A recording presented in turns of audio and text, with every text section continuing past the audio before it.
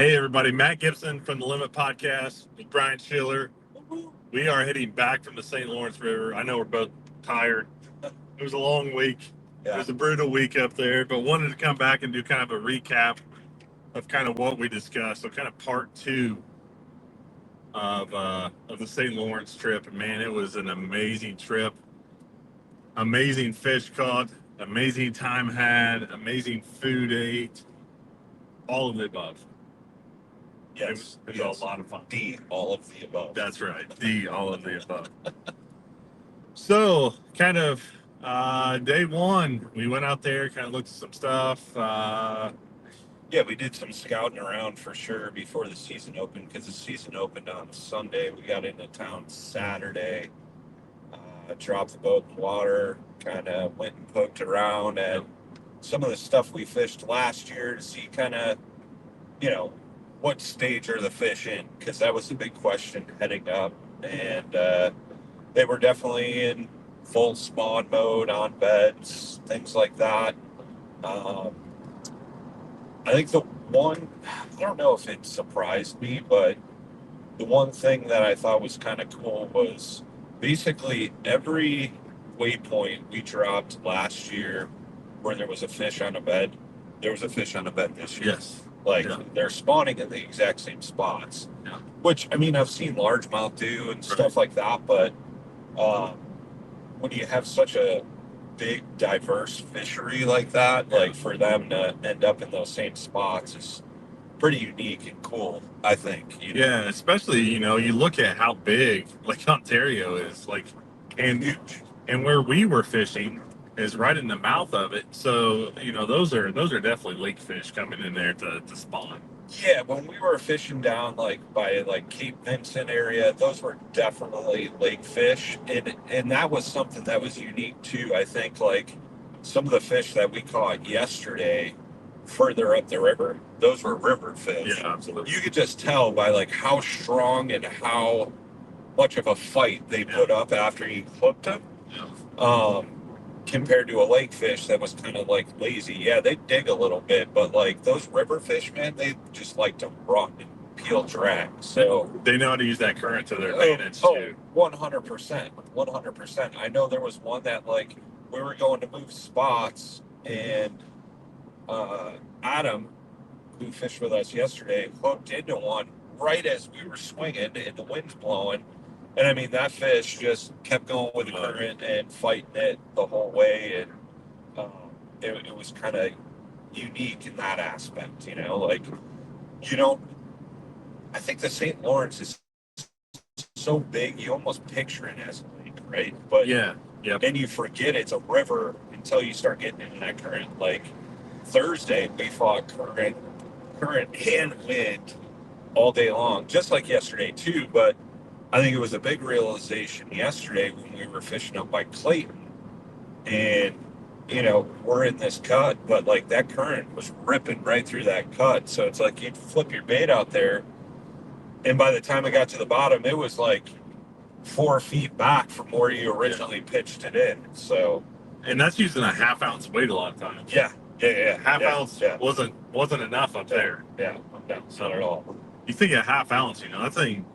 In still calm water, that thing drops straight to the bottom. But you're right. And throwing a drop shot, you could really see that thing, and it would take your line and just turn it over. And you're like, man, there's just a ton of current here.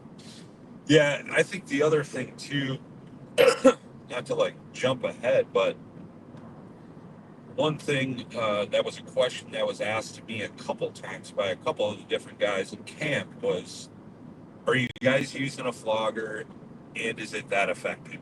Oh, God, yeah. And my answer every time was yes. I mean, last year, we had a makeshift flogger. It worked. It was something that I 3D printed and kind of threw together, put a piece of plexiglass in the bottom. Yeah.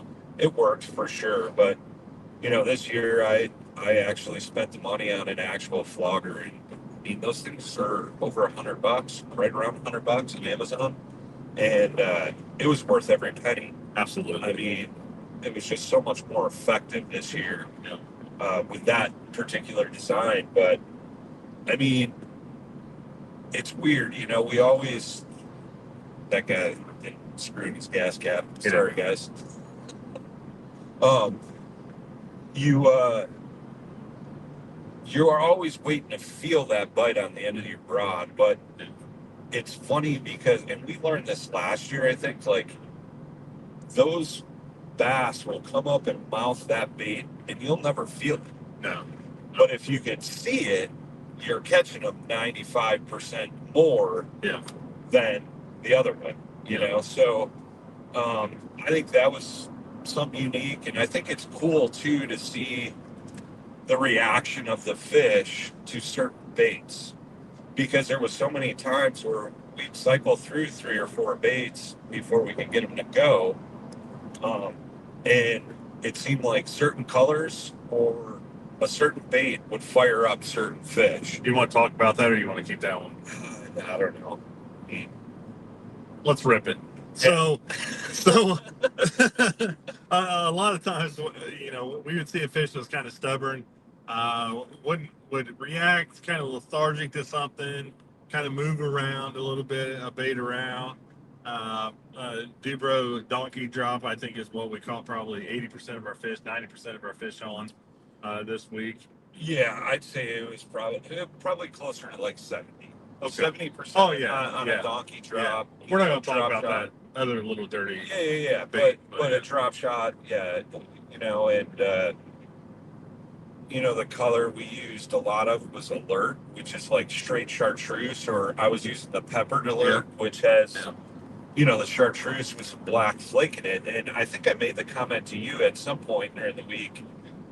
I was throwing the peppered and you were throwing the straight chartreuse, and it almost seemed like they attacked that pepper a little bit more for some reason. So I don't know if the flake really made that much difference, or it was just the fish I was going to catch versus the fish you were going to catch were reacting different. Because that's the thing, man. Like those fish, they have different personalities. They're in different parts of the river / lake, so they're eating different things. Like one day in the live well, there was a coughed up crawfish or claw. Yesterday there was a shad in there. So it's like they're definitely like that was from 2 different parts of the river. So you know, they're definitely eating different things and reacting to different things overall. So I don't know if that, you know, that flake has something to do with it, but anyways. And so we'd have the stuff.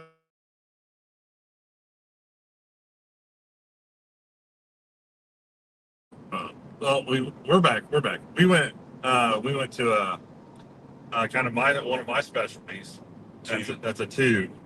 A lot of people throwing chartreuse, siren, whatever you want to call it, type of tube, color tubes up there. But we found out last year, and it converted over this year too. Boy, there's something about a pink tube that they just do not like. Well, and even too, there was a point yesterday. We had a stubborn fish. We were throwing that alert, siren, whatever you want to call it, down there.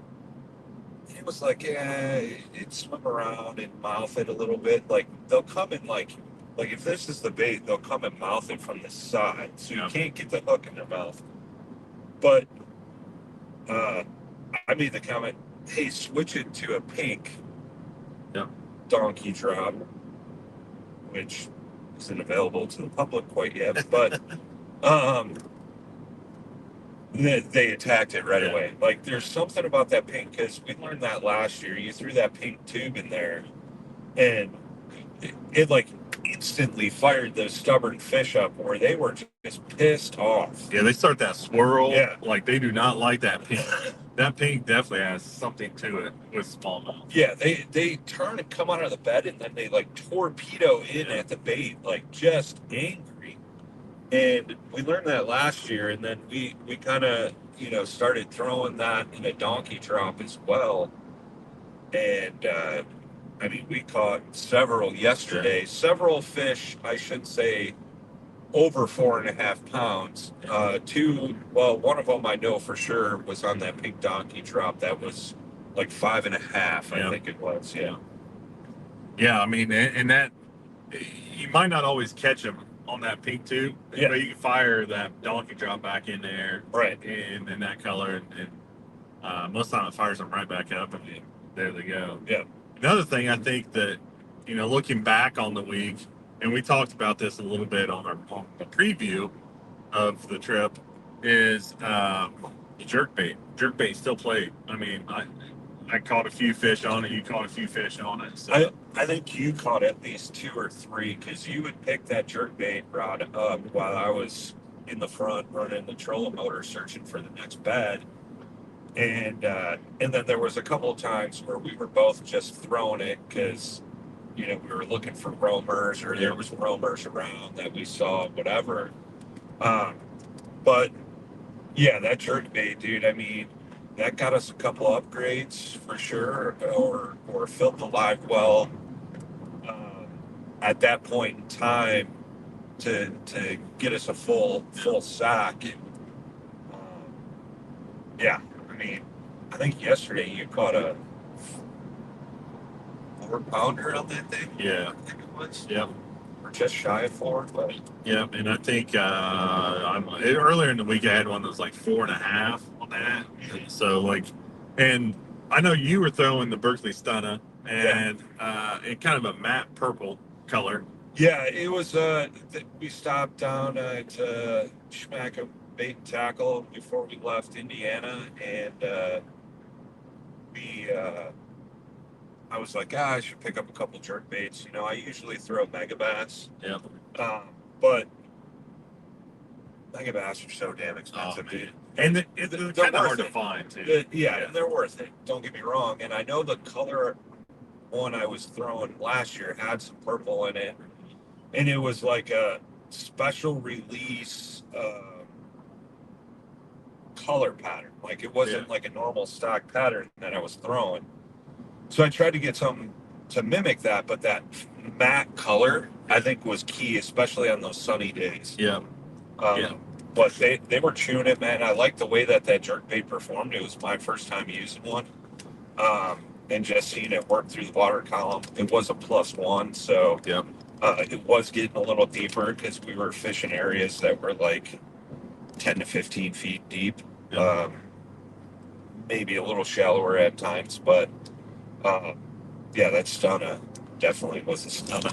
One of my favorite parts about that whole bait is that it comes with quality hooks. Yeah.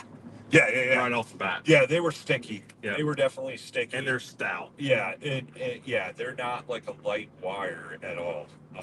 Very stout, very stiff, so to speak. I didn't have a fish bend a hook out on me at all from catching.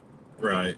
Me, on the other hand, I was throwing a megabass, very translucent color, and it has a chartreuse back on it. That chartreuse back was really just for me to be able to see where the jerkbait was in the clear water. Sure. And this is something that you guys have to do with those megabass, especially the junior sizes.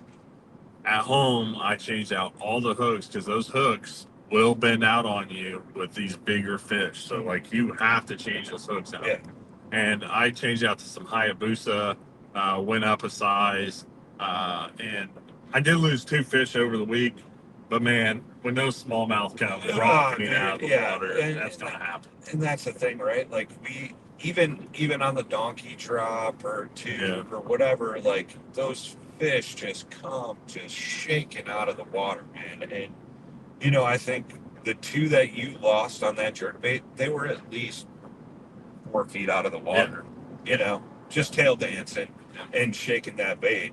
So it's one of those things. It's so hard for it not to happen when they're doing that. But yeah, what are you gonna do, man? I mean, it's tough, but I think you're right. Those megabass hooks, they're real thin wire, and it just you need something stout, especially for up there. Yeah, it's one thing if you're fishing, where there's smaller bass, but those up there, man, they just have shoulders. They're healthy. They're healthy and heavy. Well, I was reading an article not too long ago And that whole jerkbait is actually designed to be thrown on a spinning rod, which I don't know anybody that throws it on a spinning rod really much anymore. It's almost always casting, right, 12-pound test. So like, yeah, it's a minor annoyance. You know, I changed the hooks out. I thought about changing split rings. Split rings were okay, but man, that jerkbait bite was. I mean, when we could find it, yeah, when we kind of roamed up on it, yep. it was like it was like jerked the rod out of your hand. Yeah, I mean, and I think it was more when you were up, like, there's tons of rock up there, obviously, right? But when you find those shelves and then there's boulders broken down below that shelf, they just kind of roam that edge, and you bring that jerkbait over the top, and they're down in them boulders, and they come right out. Or you pause it right over the top of the bed. We saw that, and they would come straight up out of the bed to attack. They did not like it anywhere near their beds. Yep. Yeah, and with that bite too, wind is your friend. A little bit of wind doesn't hurt. Yeah. But man, we did see some weather and some wind up there this year. So anybody heading up there, make sure you're ready for wind because it's going to happen up there. Yeah, I mean, what was it, Thursday night? I woke up in the middle of the night. I went outside just to kind of see what was going on, and the wind was howling like 30 miles an hour. Yeah. And yesterday, I mean, there was some good 2 to 3 foot waves. Okay, so imagine this: 2 to 3 foot waves coming right at your bow. You're trying to lean over the side to flug a fish while you're going up and down like this, and hold boat position so you could see what's going on. And yeah, it made for tough fishing. Like you said, man, we're both beat, we're both tired. You know, it's funny, like, you know, to the average person, they're like, oh, fishing, it's just going out and having a little fun. But I mean, it's a lot of work, man. I mean, we did put in some work for sure. Like, my left knee's all busted up from getting up and down, you know, looking through that flogger, looking for fish, things like that. You know, we burned through a lot of fuel in the boat this week. I think if I had to guess, we probably burned through probably $400 worth of fuel this week. Yeah. Just running to different spots and things like that. But I mean, it was worth it. I mean, we did exceptionally well, and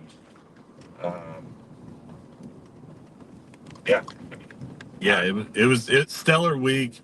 I think we ended up. What did we end up with for the week? It was 180 west. 143 pounds, I think it was. Yeah, which is insane. That's crazy for the week. So that's Sunday, Monday, Tuesday, Wednesday, Thursday, Friday. 6 days, 140 pounds. And that's with 2 short days of fishing. Yeah, 2 days. We only fished till 1 o'clock. Yeah. And that was just the fish that we weighed in. Yeah. 5 fish a day. And I think for the week, 8 or 9 boats, and a couple of those guys went home some early. Some went home Tuesday, some went home Thursday or Wednesday night, whatever. Yeah. I think it was 850 pounds of fish were weighed in between 8 boats. Yeah, which is crazy. I mean, that's absolutely just insane. I mean, there was a couple of largemouth that were caught and weighed in. Beautiful largemouth. Yeah, like, and they were all spawned out, and but long fish, big heads. Yep. So that was unique in itself as well. But man, I mean, dude, it was crazy. Like, I knew day one, when we weighed in, we thought we were sitting pretty good. We had like 25 pounds, I think it was, 24 pounds. Yeah. And you heard that right. 24. Yeah, for 5 fish. Yeah. And the guys that had the heaviest bag day one, it was 29 pounds. Yes. And they had a 7-pound fish. Yeah, so there were I believe 4 7-pound fish, or three Three. 7-pound fish caught it. 3. Yeah, and there's a number of 6s. I caught a 6, personal best of mine. Yep. I think 608. I think is what it was. Yeah. 609, Yeah, something like that. Absolute beast of a fish. The big one for the week was 789. Yeah. Dude, just a toad. Crazy. Toad. I mean, that fish was so wide, so tall. It looked like a hubcap. Yeah, literally. Yeah. Yeah, man, we talked about that, I think, in the first one, when we said footballs, and it's like, they're legit footballs, dude. Yeah. Like, it's just stupid how big and healthy those fish get. And granted, those bigger fish were caught closer to the lake. Yeah. You did catch that 6 up further in the river by Clayton. So I'm not saying that there's not fish of Right. that caliber up there. Right. But a lot of those bigger fish definitely came down closer to Cape Vincent area, which is right at the mouth of Lake Ontario. Yeah. And a little bit of a spoiler alert. We were pretty hyped to go out to the lake. We had a beautiful day on Sunday to be able to go do that. Yeah. We roamed out there, and it was like the Dead Sea out there. Yeah. I mean, there was nothing going on, which was kind of disappointing to me. I thought we were going to go out there and absolutely crush them. We ran out there, wasted a bunch of gas And time, and turned that bus right around. But it's one of those things, man. You have to go look at that stuff, because if you don't, you never know. Yeah. I mean, that could be, because like we talked about on the way up, like that could have been a make or break spot. Yeah. You know what I mean? Because there could have been fish just circling in nonstop out of the lake onto there, but they weren't on that area that we thought they would be last year, or where we saw them last year, this year. Yeah. And granted, the water was pretty dirty up there, Yeah, and I think that had something to do with it. Again, wind was blowing directly at those spots, churning up that water for a few days. So I think that had a big part of it. I mean, you could still see down 9 foot there, but like that's something too. Like in the river, there's areas where you could see 16 foot down, 18 foot down. Yeah. Mostly 10. It was like, oh yeah, you can see this, no problem. And when you get into that like 5 to 8 foot range, it was almost like you didn't need a flogger, but you still did because of that glare off the top of the water. But yeah, it was, dude, that place is something special for sure. Yeah, it's an absolute freak show. Like when you go past 3 and 4 pounders, and you're like, that's like, yeah, and that was the thing. Yeah, we'd have a full sack, and we're looking for upgrades, and it's like you're passing 3 4 pounders that are on beds, and you're like, no, we'll just mark this in case we need it later in the week. And we did so much of that, and we did circle back to some of those fish, because not only that too, there was a lot of times where we would go over a fish and you could tell it was a small male, like 2 3 pounds, but you go back there the next day and there's a 5 pound female sitting out there. Yep. So that's something to consider too when you're doing that kind of stuff. Yep. And definitely the word got out, because there were more and more boats throughout the week. Man, when you see the wrapped boats rolling into town, you know the fishing is on. There were quite a few pros up there, bumping around, looking around at some things. Oliver and I was there, looking at some stuff. Man, what a great week. And there was so many fish caught, so many good fish. And I mean, I don't know if I've ever been to a place or ever will be to a place as special as that river. Yeah, I mean, it's definitely unique, man. I mean, there's so many good smallmouth fisheries across the U.S. and Canada, right? And I mean, we've already been talking about, hey, do we go somewhere else next year? Which I think we might, but it's like there's just something about these fish here. Their color, the build of the fish, like like the shoulders, like we talked about. the fight for those river fit that Yeah. is in those river fish and things like that, man, it's definitely unique. But at the same point, like we're talking about Mille Lacs, and it's like I've been up there. Those fish are unique in their Yes, absolutely. special way too, and it's the same thing with catching a big one down on the river by you in Yeah. Indy, Yeah. the White River, and um, it's one of those things, and I think that's why guys chase smallmouth. Yeah. Is because they're unique in every spot you go fishing. Yep, absolutely. Absolutely. They are something else, and man, it's like like we were talking earlier, like when you're kind of disappointed at a 4-pound smallmouth, like Yeah. what the hell is going on? Yeah, right. Like I'm like, what? Yeah.